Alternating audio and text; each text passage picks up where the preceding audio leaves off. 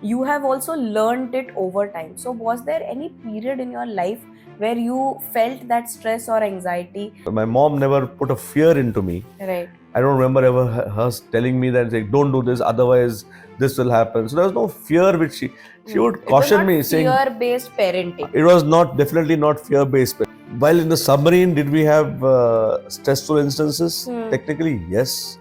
We had some major problems which used to happen. I would say sports is more important than just physical fitness. Okay. See, sports teach you failure. Parents, pay very careful attention. If your child is less than 8 years of age, this is poison. Worse than worse, worse, worse than anything combined. This is the worst. Hi, I'm Commander Girish Konkar. I'm an ex-Indian naval officer. I was in the Indian Navy for about 22 years. And in the Navy, I was a submariner.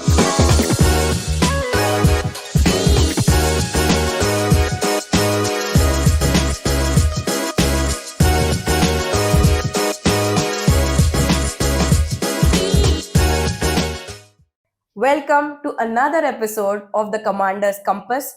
We are here with our favorite commander, Coach Girish Konkar, sir. And sir is going to go in depth with us on a very important topic, stress and anxiety management. I think this is something that affects all of us, both personally and professionally. Plus, sir is not just going to give us a basic understanding of the topic, he's going to give us practical techniques to help us manage stress better in our day-to-day lives. Also, if you are a leader, this episode is super special because sir is going to help you manage stress as a leader much better. Let's go. Hello and welcome again. Please pardon me for my voice. I have a little bit of cold, but let's get started with our first segment, which is understanding stress and anxiety.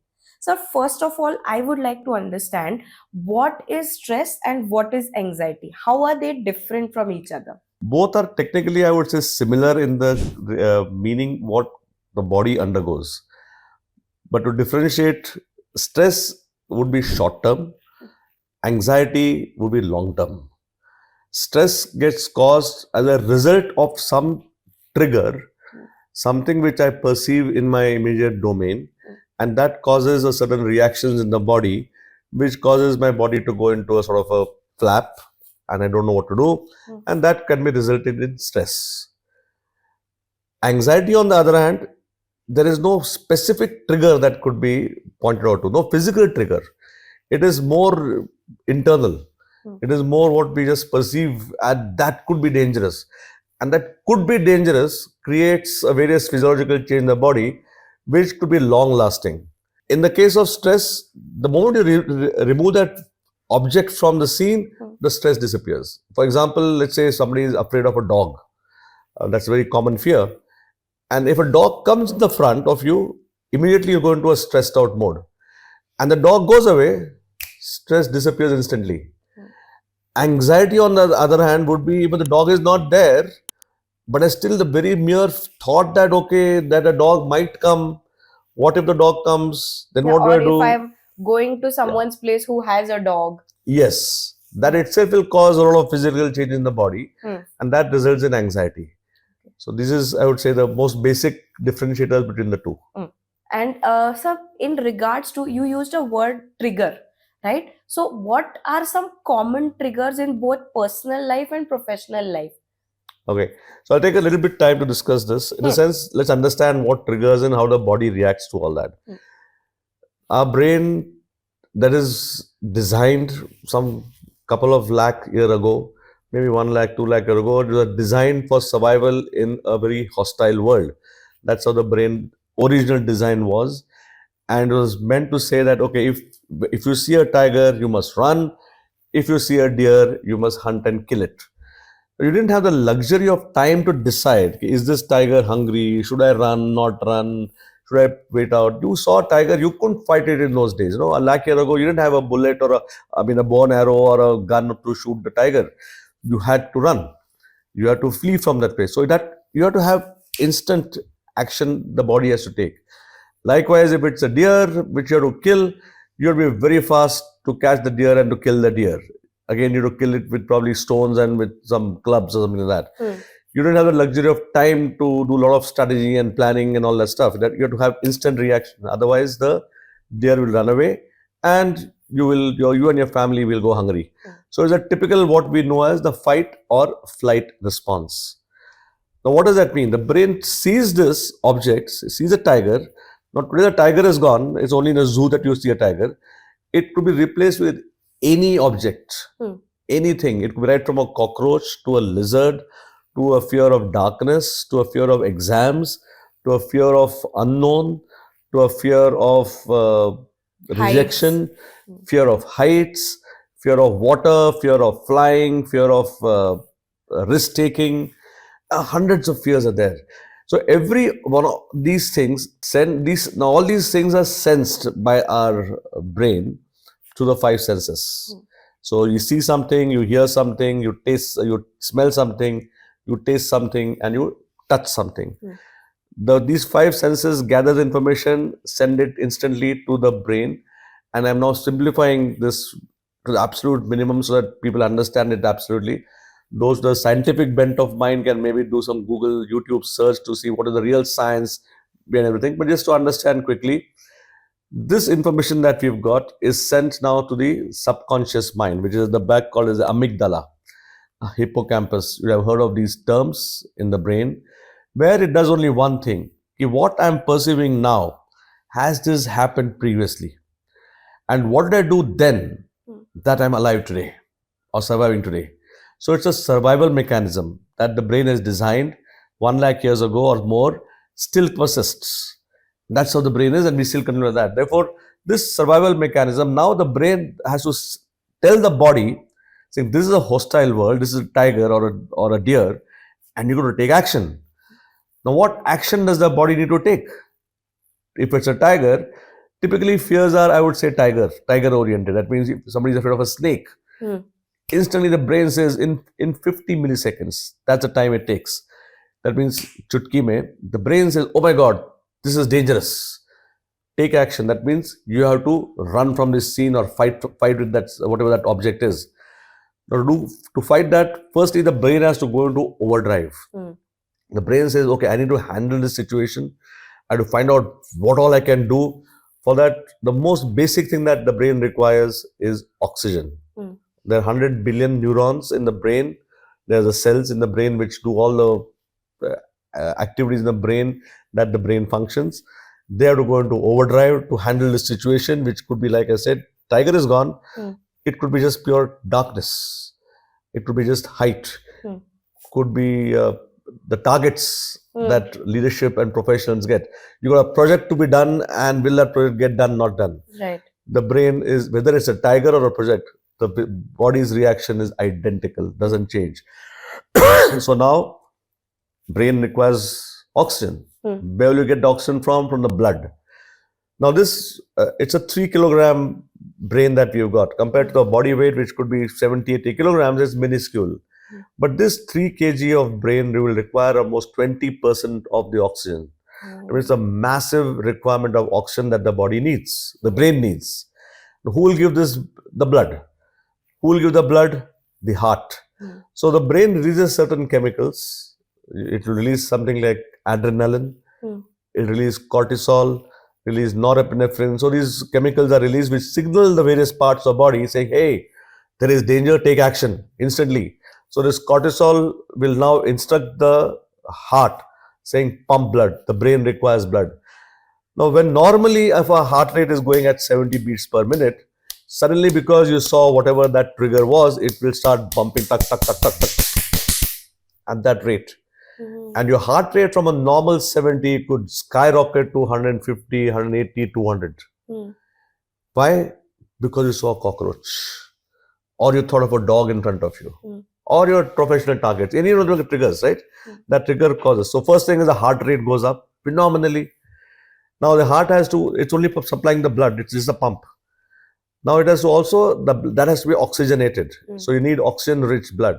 That means your lungs have to go into overdrive. So if your normal breathing is, let's say, 10 breaths per minute, Now the brain has told through this cortisol that, hey, I need oxygen in this blood. Start breathing fast. And you start to, so basically breathing fast, so you get oxygen which can be sent to the brain, to the bloodstream. That's not all. Now the brain says, hey, this is a tiger. I have to fight this tiger or run from this tiger. I don't have the luxury now. Let's say I've just had a meal. Now let me have the luxury. I don't have the luxury to digest this meal. So digestion of the meal takes time. All the blood, the enzymes have to be secreted, and then the chemical reactions take place, etc. But now brain says, okay, whatever you have eaten, stop. And the brain instructs through these chemicals, like I said, norepinephrine and through the cortisol, tells the stomach enzymes, everything, stop. So whatever food you just eaten will now stop getting digested, and it will start to go bad. And therefore, that's your first sign of acidity. At the same time, whatever food has now gone into your intestines, it will tell the intestines, the entire system, shut down. We don't have the luxury of digesting the food. We need to first fight this tiger or the deer, whatever is there. So your entire digestive system is gone, it's shut down. The enzymes are shut down instantly. What that does is your entire bowel system is now shut down. So you can land up in constipation, you can land up with loose motions and irritable bowel movement, or you might go to the washroom, but somehow you still sit there and just waiting for the download to happen, and it takes time. So I would say that is one of the things that again major. It's not all. There's more. Now this has happened. Now also the brain will tell your mouth, saying, stop saliva. You don't need saliva now. It's a waste of energy. So your mouth will start getting dry instantly. Okay, you see that dog or whatever that object is that causes stress, your brain will instantly, your mouth will instantly go dry. Then you lose peripheral vision, because now the brain says, okay, focus on this, whatever this target is, whatever this. Put your blinders on. Put your blinders on, focus on the tiger. No tiger, again, cockroach or a dog or your professional target or relationships, anything it could be. The reaction of the body is identical, what I told you. So the eyes again get extra focused. At the same time, the brain needs a lot of muscles to fight. So it will tell the entire system, say, okay, we need, get your muscles in place, get your whole, so you become aggressive now. So your muscles, all these become tight. Because if it's a tiger, you run from that tiger. Yes. If something has to be fought, you got to fight it with all your muscles, with tension chahiye. So it will send the whole thing, and the muscles become tense, absolutely. And they remain tensed. Okay, and just imagine if your muscles go tense, relaxed. They're not meant to do that, but they keep doing that. That results in stress, anxiety, and many other things. Coming on further, now the brain, all the cells require massive amount of energy to fight this tiger, which again, is because of repeating, it's not there anymore. Now it's just a cockroach or a lizard or a snake or a professional target or a traffic jam.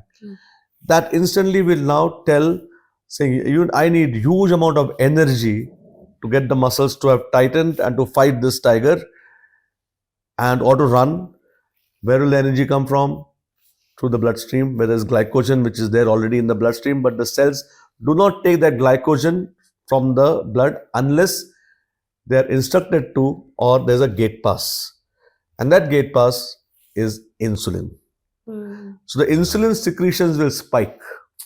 So if normally you're supposed to have a certain periodic rhythm that insulin is supposed to be let into your bloodstream, now for every 10 minutes, every hour, if you're seeing a dog or seeing a cockroach or seeing a snake or getting anxious or stressed about the professional targets or some upcoming project or your team meetings, everything will lead to, I need energy to handle that. Spikes. So therefore, insulin will spike. Now imagine instead of insulin getting secreted 3-4 times in a day, you're secreting insulin 20 times in a day. And this goes on for 20 years. End result is you will land up with diabetes. So as you know, diabetes is not a genetic disease. It is 100% stress or lifestyle. Lifestyle is stress lifestyle. Yes. It's a lifestyle disease or a stress disease. Type 1 diabetes could be genetic. But type 2 diabetes, which typically you get after age of 14, is 100% a stress-oriented diabetes. Still, that's not all. Because now the brain still says, okay, so you start perspiring, all as is minor thing, perspiration starts, temperature rises. At the same time, the brain is again very smart. The brain says, I need to handle this tiger here. I don't have the time to do all this, and therefore it says there are literally billions and trillions of viruses right now in our body, which are there along with the whole thing. There are bacteria, trillions of bacteria are there, some good, some bad. And our immune system is fantastic system which is taking charge of all these bad bacteria and the bad viruses. Yes, and we are healthy. But now the brain says, I need to get my energy, I need my focus, everything on this tiger, which is there, not there. Tiger is not there, the cockroach, target, etc. And the brain tells, now suppresses the immune system. The moment your immune system is suppressed, guess what?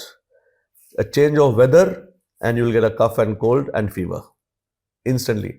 And so you'll always say again, no, I always fall sick when the weather goes bad. Why? Because your immunity has been suppressed by the brain, because you are stressed out. And therefore, it's very, very, very important and critical that we handle stress, that we learn how not to release these chemicals which are technically meant for our survival.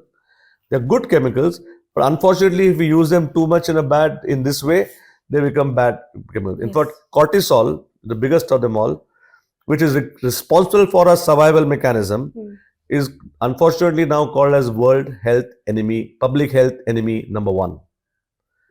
Because every time you get stressed, it is cortisol, and all these things that I just now described to you a few minutes back happen in the body. Imagine if in a day I'm getting 20 such stressors. At age 60, 70, 80. Today people are landing up with heart attacks at age 20s and 30s. Yes. Why does the heart attack happen? Because if you're so stressed out, the body goes for a 6. I mean, again, you can give an example. It's like having a car. You have 4, the tires are there, and there's supposed to be a recommended tire pressure.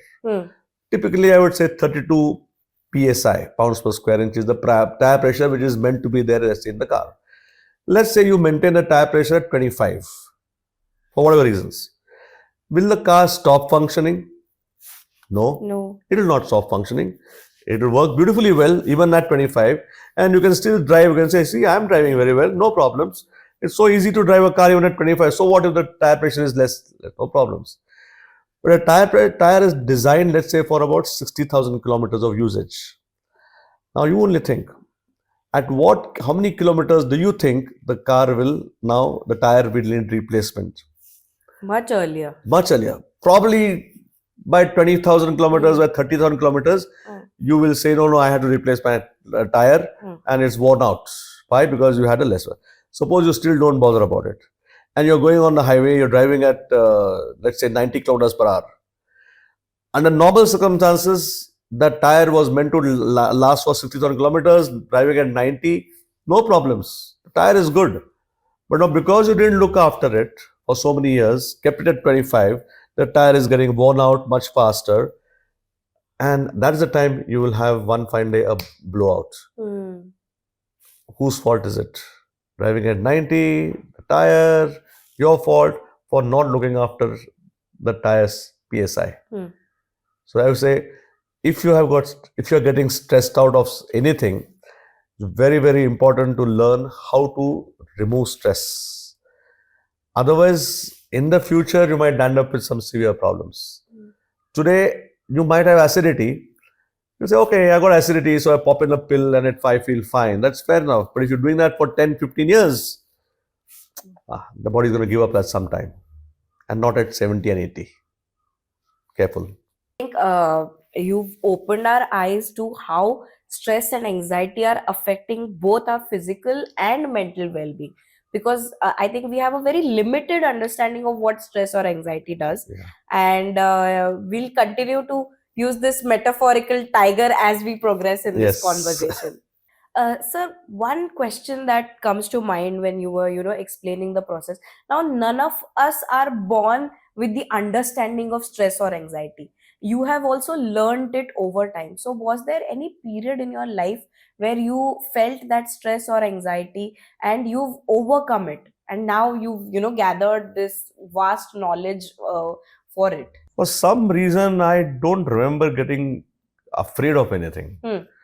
Uh, did it have? So I don't remember in the childhood days. Hmm. Uh, I don't remember stressful childhood days. Hmm. They would have been definitely normal stress. Exam when the teacher comes, dak hona. That's I would always had it, but there was no panic attacks or there was no oh my god, what will I do now? Hmm. I don't remember that. Hmm. Why did it happen that way? I really don't know. Hmm. Probably my mom, I would give a lot of credit to my mother for all this because my father used to be in a place called Gujarat, in Songad in Gujarat. He was posted there, he was working there. Hmm. And I spent most of my childhood with my mother. Hmm. And therefore, she gets the most credit for sort of bringing me up.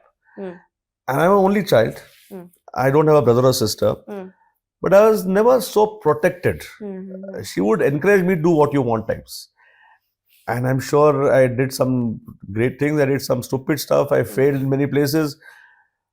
She was a strict mother, definitely. So she, like a typical parent, she also had her saying, do your exam, do your homework, do your this. And for some reason, I did the homework and then she now go and play. Hmm. She never stopped me from going out and playing. Hmm.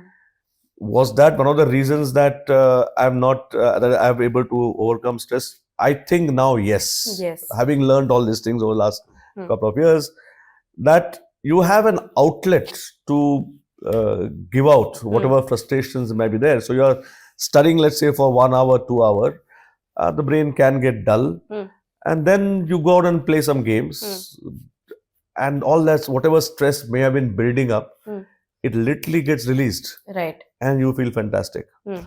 So that could be one reason I would say the upbringing. My mom never put a fear into me. Right. I don't remember ever her telling me that saying, don't do this, otherwise this will happen. So there was no fear which she would caution me saying fear-based parenting. it was not definitely not fear-based parenting. It was strict parenting. Right. She was a very strict mom. I mean, she was not a liberal mom in any sense. She was very strict but not fear-oriented. It would not be there's no fear saying if you don't do this, I'll do this. She was strict. My mom was very forthright, very strict disciplinarian. But I had a lot of freedom to do what I want. But she would, in fact, she's the one I would credit for forcing me to becoming a sort of loving adventure. Oh, As a normal happy-go-lucky kid, but one fine day she said, "Okay, Girish, why don't you go for trekking?" And I started going for treks. I love trekking, and that's been my life for the last 40 years, 50 years. My first trek was in 1974, and I've been trekking since then. I love trekking. So she was the one who was it. She is the one who sent me for being a glider pilot. So that, I mean, I can go on with all the adventure activities that she had encouraged me to it. Later on, I took it on my own. But that played a formative very years, important role in you not feeling stressed or anxious absolutely, later in life. absolutely. Okay. So you just learn to overcome it. And then now I know the theory, why probably it helped me. Right. So I would say experiencing getting out of your comfort zone is one of the major contributors to helping avoid stress. Okay. Because the brain then gets into a mold to say, okay, this is normal. It doesn't have to be 1 + 1 equal to 2. 1 + 1 can be equal to 5 also. And the brain says, okay, let's see why it is that. And brain can be curious, can be questioning, but doesn't have to go, oh my God, what will I do now? What will happen to me? I never done this before. That doesn't happen. And that, I suppose, could be one of the reasons. While in the submarine, did we have stressful instances? Technically, yes. There are some major problems which used to happen. But I think in submarines, you are trained to handle stress. I learned it from my seniors, how as a young lieutenant, there was something which went wrong. And the way my senior handled, the commanding officer handled the whole situation. And that left an imprint on my brain to say, wow, how could this guy be so cool and calm in such a situation. Technically stressful situation, when at all the rights to blow up, all the rights to scream, all the rights to throw a flap, Mm. and that gentleman was absolutely straight and ramrod, Mm. took actions as required Mm. because he had been trained earlier. Yes. And that's how I got trained under him and throughout all, of course, the submarine's training system. Mm. And here I was getting a practical example of it. How do you handle emergencies Mm. when nothing seems to be going right? How do you train the brain to all that? Well, and that's how the brain gets functioning. So you just relax, chill. Tomorrow's another day, Mm. and life goes on. Okay, so now we're going to go to our second segment, which is managing and overcoming stress. Now, Sir has used a very interesting logic in our earlier discussion, which is training the brain. So, we are going to ask Sir, what is it that is essential for training your brain to handle stress and anxiety? Okay. So two things can be involved in this. Mm. One is to, after the event has happened, how do you stop the body functions from going, the cortisol, taking all that, and now getting out of it as quickly as possible. Mm. Another is to ensure that the cortisol, the hormone cortisol, which gets released as a protective hormone to ensure we are surviving, itself does not get released. Okay. And all these are, what to say, they're very basic stuff. Mm. Just that nobody taught us. Mm. And it's become, shrouded in mystery, and Mm. we don't know how to handle it. Actually, it's very, very simple Mm. of how to train the brain. Mm. In one of the earlier episodes, if I remember correctly, we had done something on emotions. We had talked about of how do Yes. you break the emotional pattern. Yes. So how do you break? 6 seconds is what the emotion lasts, and within 6 seconds, if you can break the emotion, Mm. the emotion subsides. Same thing is, as being stressed is an emotional thing. Mm. It's an outburst. Mm. Within 6 seconds, if you can tackle that emotion, it comes under your control. You don't have to go into the feelings mode, and then the mood doesn't get spoiled. But again, that is after the event has happened. Mm. That means you saw a tiger or the cockroach, Mm. or a professional target has come, or your team project is there, Mm. and the brain instantly releases cortisol. And to calm down that cortisol, now to calm down your whole thing, if you remember last time we had discussed a couple of things. The first one was take a pause, press the pause button. Yes. Simplistically, count to 10 Mm. or reverse count from 10 to 1. So what is actually happening when you do that? When you're counting 10, 9, now our brain is not designed for multitasking. Okay. The brain thinks in just one particular direction. That's the present moment. Mm. But the past memories and the future, which is uncertain, clouds everything, and the brain goes into a tailspin. Mm. Now, when let's say pick up something has happened, Mm. and logical reaction is my brain goes into a tailspin. Mm. I release cortisol, heart rate is going to go up, lungs are going to go into hyper mode, and all that which we discussed in the previous one, right? To immunity being suppressed. Moment I take this in my glass and I start drinking, my attention has shifted from there to the drinking. Okay, and what has happened? Pattern is broken. Mm. Now the brain shifts from that, what was causing me the stress trigger, into first drinking. So take a couple of sips, and the brain instantly will calm down, because now it is no more worried about that. The brain is focusing on the water. Mm. Same thing is about counting. So if you say count, reverse 10, 9, 8, slowly 10, Yes. 9, 8. 8. So here my brain is going berserk Mm. because I saw a cockroach or the professional target, or there's a traffic jam in front. I have to get to one place for a meeting. I'm like, how do hell I get to this place for a meeting because traffic jam is there? I say, okay, chill, count 10 to 1, Mm. 10, 9. Now I'm intentionally focusing my brain on counting from 10, 9, 8, 7, slowly. Mm. I take about 20 seconds to this counting. What has happened? The emotional pattern is broken. Broken. The mind has shifted from that traffic jam and me getting late for the meeting to the present moment, and stress will immediately come down. Mm.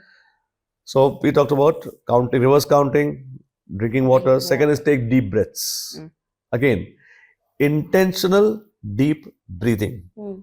Normally we are breathing subconsciously, And it's unconsciously. very shallow. Very shallow. Now you do deep breathing. Like, so your chest should fill out, the diaphragm goes down, stomach. You're intentionally focusing your brain on all these things.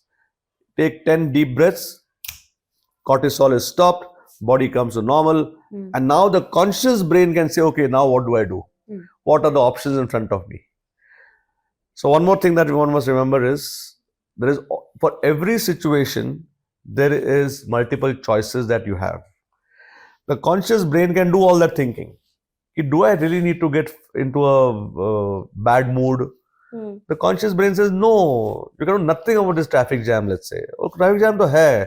क्या कर सकते हो? कुछ नहीं कर सकते हो. Yeah, get down from the car, get into an auto, ask a cyclist for a lift, and you can go. Options hai. The conscious brain can now think because you're letting the conscious brain think. Subconscious brain, which is very into, oh my god, kya karu, traffic jam, I missed my meeting. You can take no action.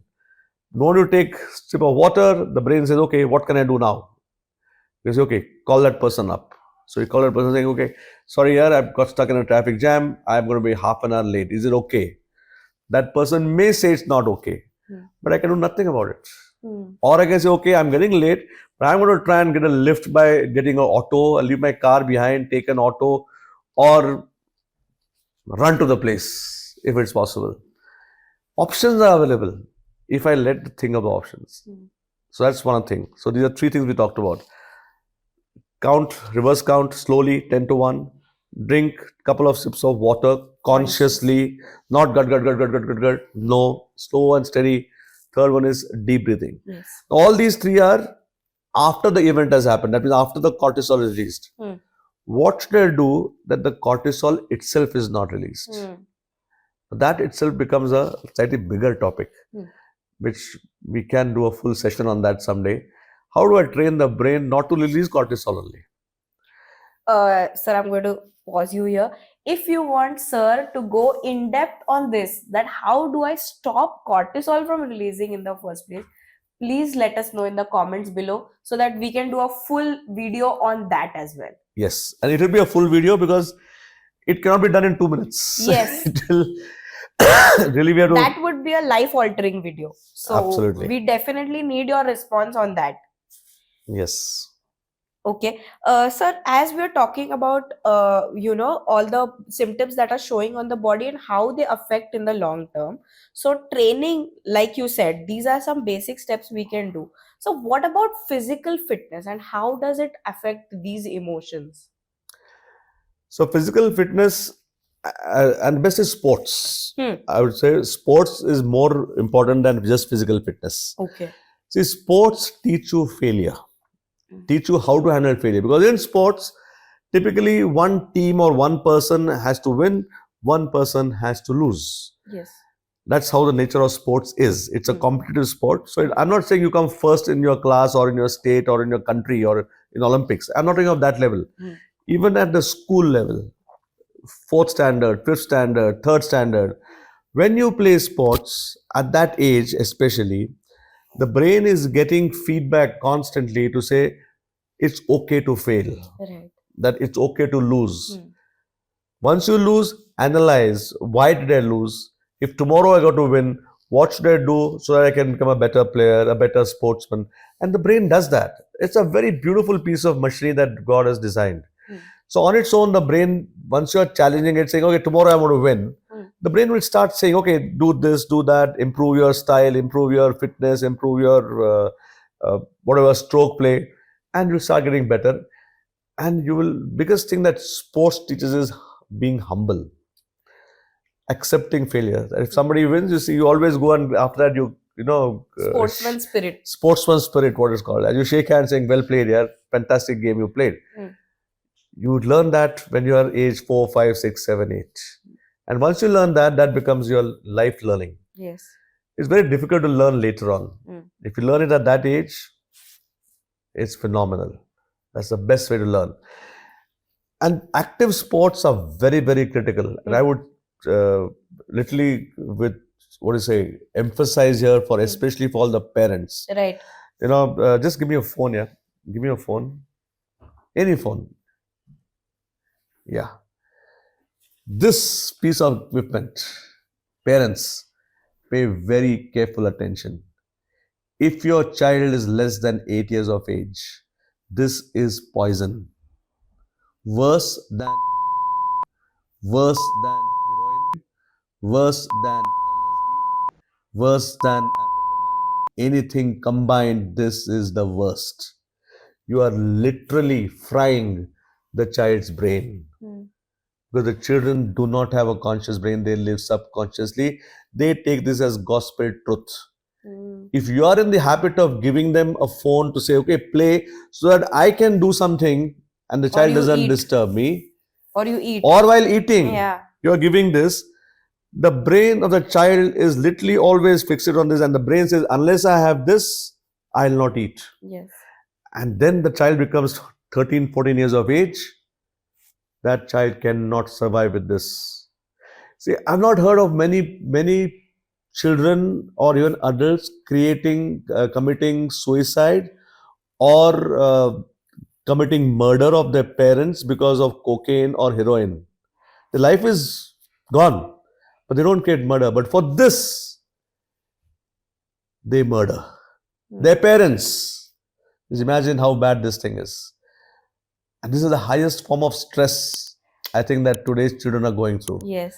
This is not a stress buster. This is a stress giver. Please, my humble request to all the parents, remove this. It's difficult. It's tough. Because now you have to devote time to the child, to play with the child, to take the child studies or whatever that is that you do. Take the child out for a outing. Take the child out to the garden. You have to do it. If you think this is a replacement for a garden for the children, sorry, you are killing the child.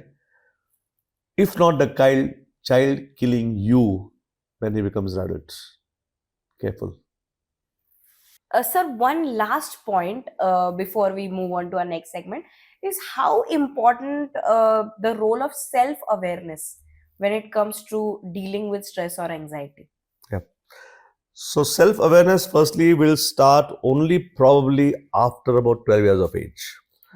Till 12 years, the children are still figuring out. They are generally not very self-aware about. They can be little bit here and there, but after 14, one can be more self-aware in the sense.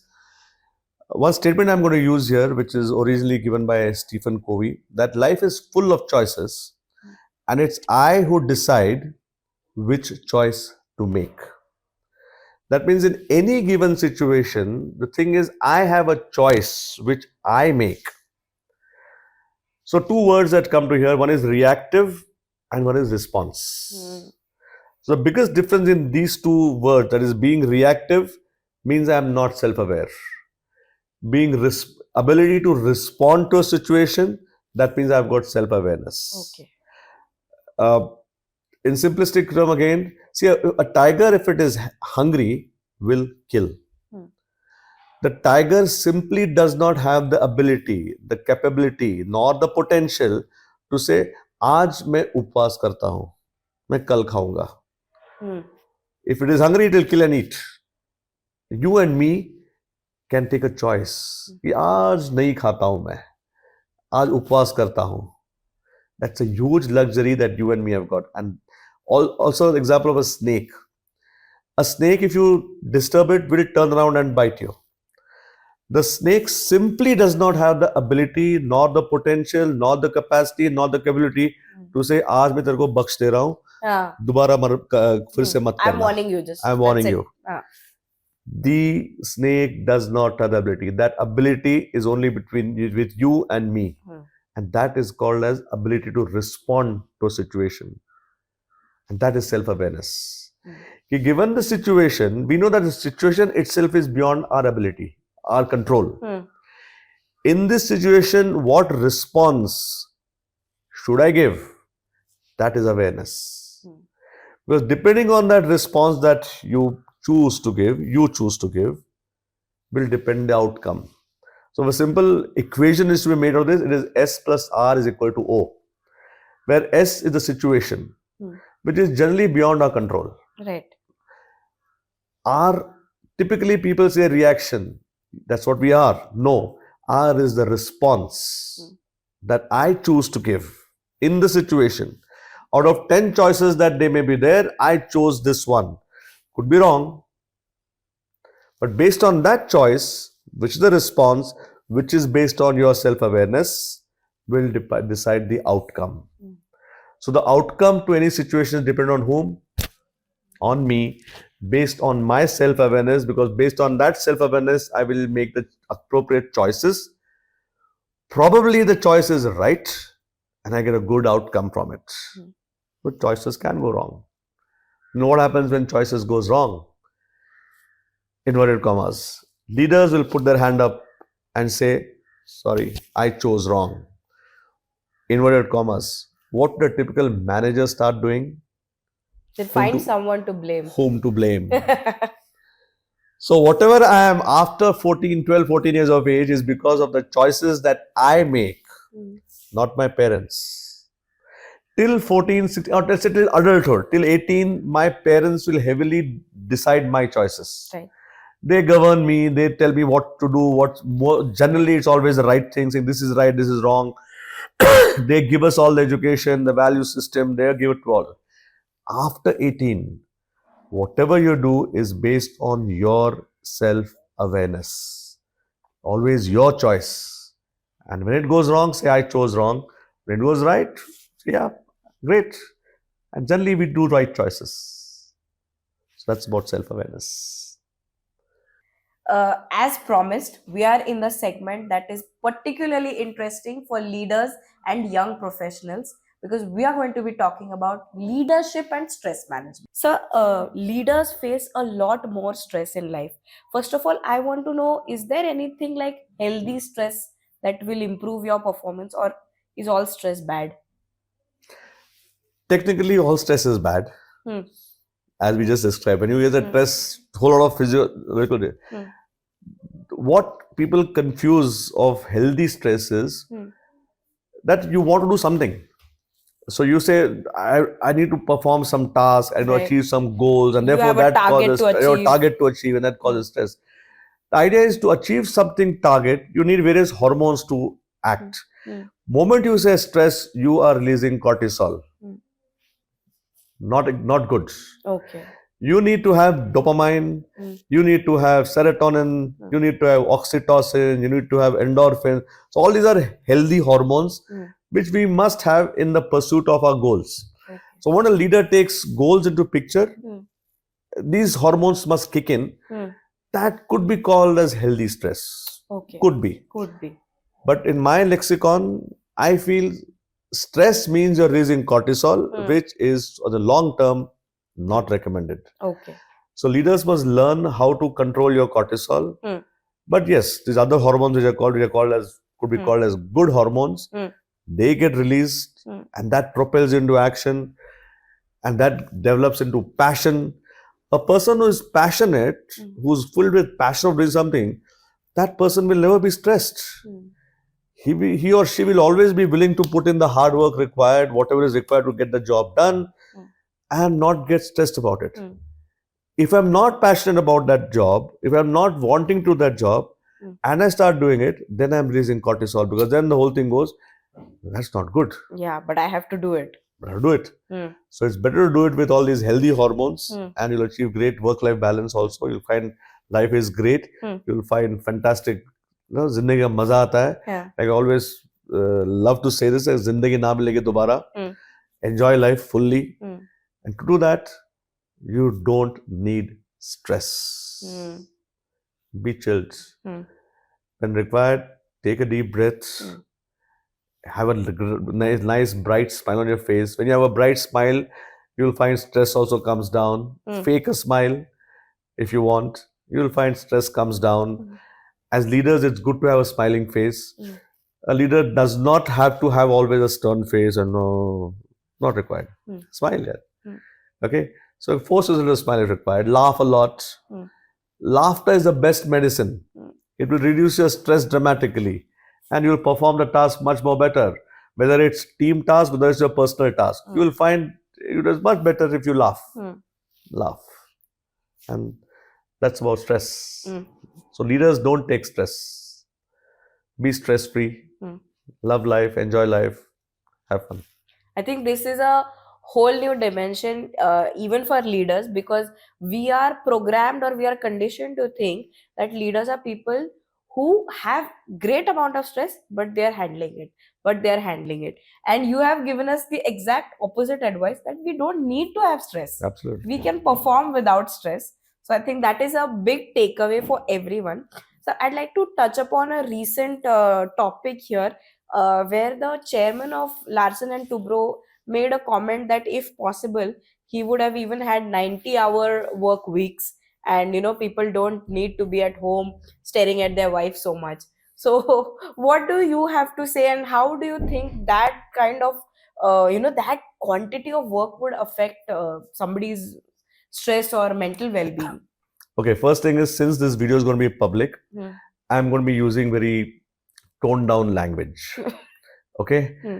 So now you can guess, Hmm. had this been a personal conversation between the two of us, my language would have been completely different. The content would have been the same, but the language used would have been completely different. I'm sure you have heard this statement saying, all work and no play makes Jack a dull boy. I think that should sum it all up. I personally feel that you must have work-life balance. That's what I feel. Could be integration. I'm not saying 50-50. Example, I was a submariner. I was in the submarine arm of the Indian Navy. In a submarine, you would sail underwater for prolonged duration, 30 days, 60 days at one time, no contact at home, 200 days at sea in a year, 17 years in operational submarines. What work-life balance? If 200 days in a year you're underwater, cut off from the whole world, you theoretically cannot have work-life balance. But I think we had the greatest family time when I was in the harbor. So, हमारे घर में, if I'm at home, it's birthday time, celebrations time. You don't have to wait for the date of marriage to celebrate your anniversary. Every day is anniversary time. So live life fully, yaar. Don't wait for that one date, and then when you can't do that, you will feel bad about it, all that stuff. I feel, in fact, my firm belief is that if you are working beyond normal expected working hours, you are highly inefficient. If a senior leader has to be in his office beyond working hours, then that person is completely inefficient. That means he's not delegating his teamwork to his team. He's a control freak. I'm sorry, that's my personal opinion. I could be completely wrong. There are many diggas people who have, great people who have given their views on social media about this, and even more will give the both sides. You make your choice. That's your self-awareness. How do you want to be? But I only have one thing to say. If you are in that mold saying no, 90 hours a week is essential for the performance of myself or my company, etc., don't get married. Don't have children. Because marriage is a responsibility. Having children is a bigger responsibility. You cannot outsource it. You must take charge of that responsibility yourself. It's okay if you don't get married. You can say, okay, yeah, I need to work. I'm a workaholic. That's perfectly fine. Nothing wrong in that. But don't have a family then, because you are literally, okay, you can beep out this word that I'm going to use, but I'm not, let's say beep beep. Okay? Literally, your family will beep beep you. Don't have a family, yaar. Enjoy life then, yaar. Be in the work 24/7. Kaam karo, खूब kaam karo. I'm sure the world will progress, everything will progress. Don't have a family. Because then they expect you home at a particular time. And there's so many things that go into it. So that's what my personal is. If you have a family, you must find the time to spend with your family. Or you must also have me time. Huh? Forget if you don't have family. You must have some time when you're just doing, क्या कर रहा है? मैं chill out कर रहा हूँ, कुछ नहीं कर रहा हूँ मैं. बैठा रहा हूँ. It's a huge stress buster. So, all the best. So thank you for your frank and candid opinion on this. My pleasure. Thank you for watching this episode. We hope you liked it. And if you have liked it, please share it with your friends who are stressed. Subscribe to our channel for more of these conversations.